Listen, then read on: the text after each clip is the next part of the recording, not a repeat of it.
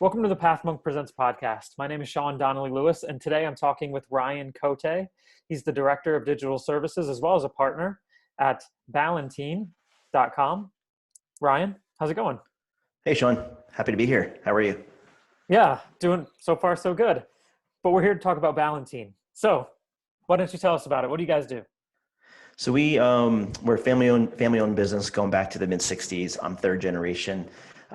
My great uncle started the company in 1966. And what do we do? So we have two divisions to the company: direct mail, so the stuff you get in your mailbox, and then printing, and then we also do digital marketing. Not everything digital, but we've got our core competencies that we focus on for a specific type of client. So we've got the direct mail side, and then we have the digital marketing side, all in-house. Well, we're remote now, but all in-house. Okay, great. And so I'm assuming if it's been around for a while, a family company, you guys started with doing the normal mail, and then you at some point branched out to digital marketing. Yep, it's been an evolution. Like we started off doing just print and ship work, which is, hey, I need sell sheets printed and shipped to my office. And then we started doing mailing, so actually mailing out pieces, then added copy and design. And then we added digital marketing. It started out just SEO, search engine optimization. And then we just, added services. For us on the digital side, it's been sort of like, I'm not sure if you're familiar with the term Kaizen, just like continuous improvement. Every year we try to do things a little bit better, maybe add a new service or a different way of doing things. But we started off with SEO, and now we handle a bunch of different services and have a full team. Whereas when we started, it was just me. Okay. And so how have you kind of going from a non-digital world to a digital world? How have you been able to grow the business from the digital marketing side?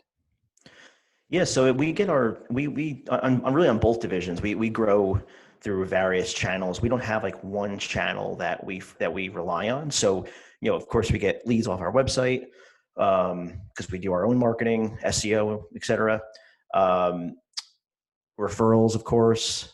We do trade shows technically, we not right now, but we do trade shows, cold email, cold calls. It's just, we try not to rely on one channel. So we've got all these different things happening, and the leads come in from the various sources. And you touched on the website for a second. What would you say is the strength of your website? The strength is the definitely the organic visibility. So like when we started off, when I was the marketing director for Ballantine, SEO was a big thing for me because I taught myself it and I was really into it. And so the site is very old. 1997 we registered the domain, and so it's had a lot of time to mature, like a good wine. And and we do a lot with our SEO now, and so we have a lot of organic visibility. So I would say the strength is the organic side, but then the way we have the site set up, a lot of blog content, a lot of video content, a lot of resources, case studies. We just try to make the site really useful. So that's what I would say. Yeah, anybody listening, just check them out, ballantine.com, like Valentine, but with a B. And so obviously with your digital marketing, right, marketeers, usually the list of strengths is relatively short, but the lists of room for improvement, right, is relatively long, always critiquing, always thinking, what can you do better? On the same token, with the website, what would you say are areas where you feel like you could improve? Would it be your ability to convert, the quality of leads, the user experience, or something different? That's a good question. I would say I feel like we redid the site maybe 4 years ago, so I feel like it needs a redesign. When I look at it now, I don't get the cozy, warm feeling that I got when it first launched. So redesigning is definitely on my radar. That's what I would say. It's not like you go to it, it's not terrible. I'm not like the header image on the homepage. We probably could use some updated photography. So it's sort of in that middle zone where it's like it's good enough, but it's not like it doesn't wow you like it did when you launched it. So I think it's time to maybe redesign it. Yeah, well, don't feel bad. I do podcasts all the time, and people are continually, a website is a continual work in progress because things kind of ebb and flow. Some things are tracked even with SEO, right? Like there's just an ebb and flow of information that changes, that you have to stay up to date on. Totally. Very true. Coming back to what you guys do, what would you say would be the competitive advantage to what you guys offer opposed to other people who do digital marketing? I don't know if anybody does digital marketing in normal print, but where do you guys hang your hat? What's your kind of Yeah, strong point. The like a advantage you guys have. differentiator. Yeah. Yeah. So like, I think we're a unicorn in the sense that's like me saying it. So, maybe I'm a little biased, of course, but I'm still gonna, you asked me the question. So, we're a little bit different in that, yeah, exactly what you said.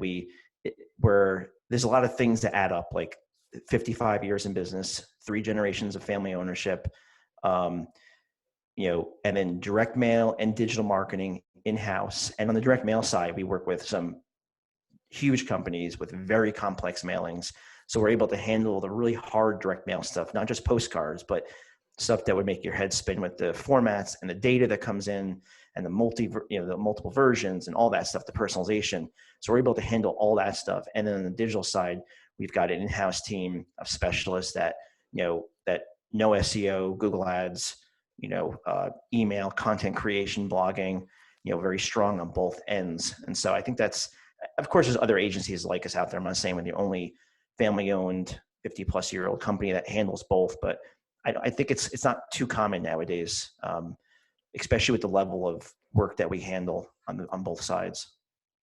You said at the beginning that you kind of started the marketing, right? You were kind of the lone ranger on the digital marketing side. How have you been Yeah. able to, how is sales and marketing structured at the moment at Ballantine?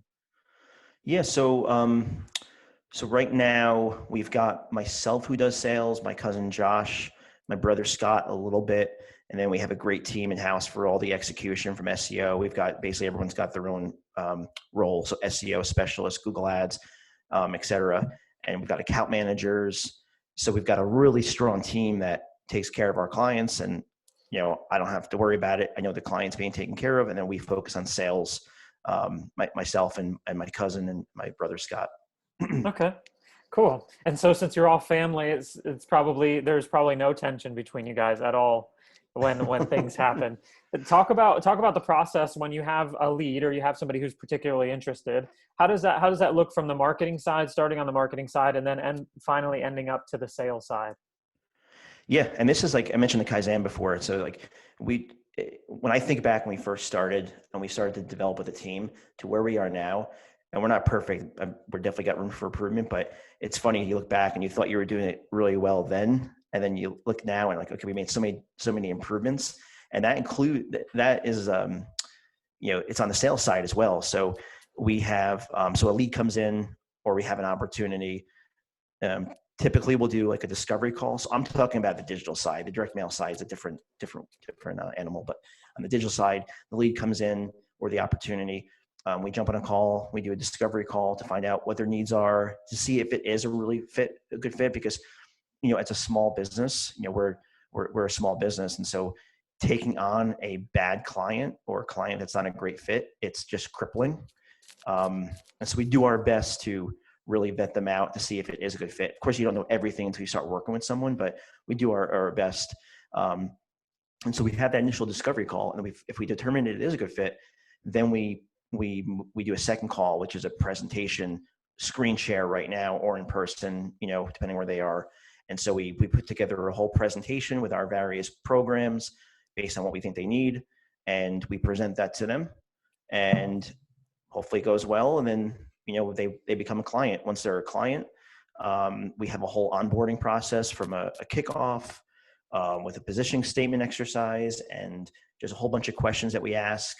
And then once that kickoff happens, we have an internal kickoff to get the team up to speed, and then everyone's off to the races, and we're busy beavers setting everything up. Very nice. I just want to switch gears here a little bit and talk about you as a leader. Um, Obviously, with a lot on your shoulders, family business and those sorts of things. How do you continue to grow and educate yourself? What kind of content do you consume? That's a good question. So it's not just me. It's my 2 brothers and my uncle who are partners in the agency. And like I said, we have a really strong team. So it's not like I'm a gladiator here doing all by myself. But to answer your question, how do I work on myself? Yeah, that's like really top mind for me right now. It's a work in progress. I don't consider myself like a natural leader, and I think I still have a ways to go. Because for 10 years of Ballantine, I was by myself. It was like a one-person division. And so what do I do? A lot of Audible content, around leadership, around just personal development, self-growth, all of that stuff. Um, Audible, read. I consume a lot of good podcasts around that topic. I have a subscription to Masterclass, which I find is really, really good. I don't know if anyone knows about Masterclass, but it's really high quality video lessons across different topics. And really, Darren Daly, his video newsletter I find really helpful for anyone listening. He's got some good books, but he's got that really good video newsletter. It's a lot of times it's about leadership. And honestly, it's really also experience, just going through hard things with clients, going through hard things with the team, and just working on your mindset and getting through things and just developing experience. I think, you can read till you're blue in the face, and that's good. You need to be consuming good content and learning new things and things along those lines. But, you also need to marry it up with action and experience. So I try to do both the best I can. Yeah. Yeah. Sounds definitely. And you, obviously, if you were doing the digital marketing thing for a long time yourself, I think you shouldn't sell yourself short. There's probably, that leadership in there. If you had a vision for something and you were alone for a long time, I think that speaks a lot to leadership, right? People doing what they feel like where there's lack. So yeah, either way, we're slowly coming to the end of the interview. But before we end, we talked about it before the show, and you said you definitely wanted to get into the rapid fire questions because you felt like you had the best answers of all time. That's correct, right? That's what you said. Yeah, I just said don't ask me any physics questions or mathematics. Okay, we'll stay away from math and physics this time. Okay, we're gonna jump in. What was the last book that you read? The last book I read, The Monk Who Sold His Ferrari. I gotta ask. I've never heard of that book. It's I'm really into personal development, and it's a book I actually read with my kids. It's a parable or fable. I forget which one it is, but it's basically a story about personal development and life lessons, and told in a story format. Very cool. It's good. I like it. What's the one thing that your company is focused on at the moment? On the digital side, I'll answer. We're focused on. We really like working with manufacturing and industrial companies, so we're really focused on fine-tuning our presentation to them and how we reach those types of companies. If there were no boundaries in technology, what would be the one thing you would want to have fixed for your company today? Well, we're all remote now, and there's been that's different. I think we're doing a good job, but I think you uncover things that you didn't realize would be a challenge with remote work. So I guess it would be a fully seamless remote experience. Though I think we're doing a good job, but that's the first thing that came to mind. Or just being able to have a beer with the team, right? That would be nice. What's the last thing that kept you awake at night about your company? The last thing that kept me awake. I mean, I think sales is always on my mind. Converting prospects into clients. But I'm going to take that. Yes, that answer is true. But I'm also going to say just onboarding the right clients and setting expectations with them, so it's a smooth process for the team. That's what I would say. If you were to start over again at Ballantine, what would be the one piece of advice that you give yourself? One piece of advice. One piece of advice. I'm realizing how crucial mindset is, and everyone goes to the gym, but they don't to work on their body, but they generally don't work on their mindset. And as I'm getting older, I'm realizing how crucial it is.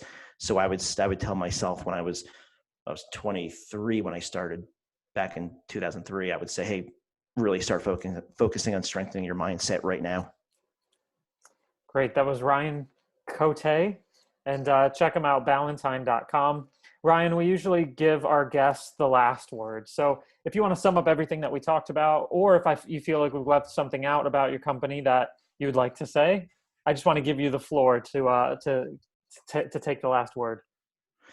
Yeah, I would say, I think we summarized Ballantine pretty well. Direct mail and digital marketing, based out of New Jersey. We work with clients nationwide, though.